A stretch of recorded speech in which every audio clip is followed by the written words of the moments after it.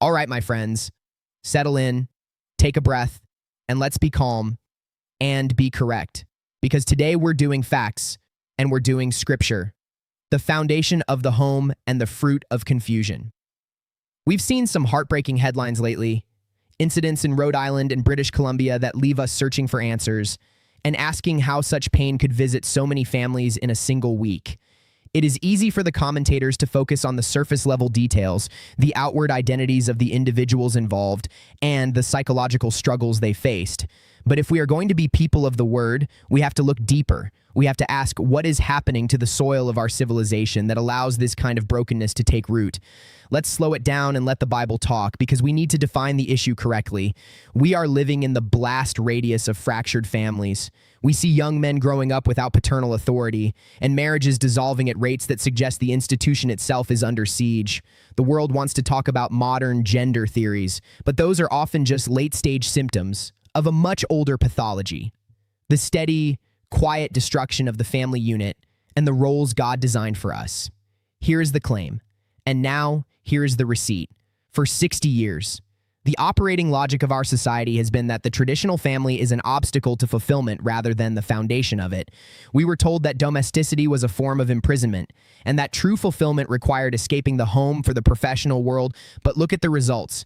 Marriages have collapsed, and women now initiate 70% of all divorces. The institution hasn't recovered. People have just stopped showing up for it.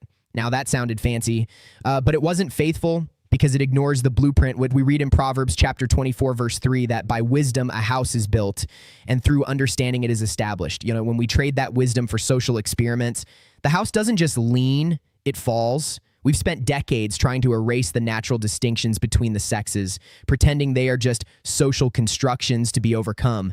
But you cannot war against design without paying a price in the real world. The statistics are devastating. Since 1960, the percentage of boys growing up without their biological father has doubled to 32%. That is 12 million boys searching for a roadmap to manhood in a culture that tells them their nature is a problem.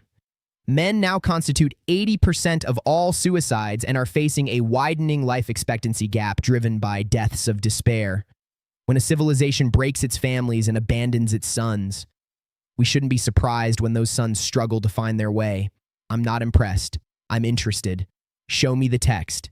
In Genesis chapter 2, verse 24, God established that a man shall leave his father and his mother and hold fast to his wife, and they shall become one flesh. This is the building block of society.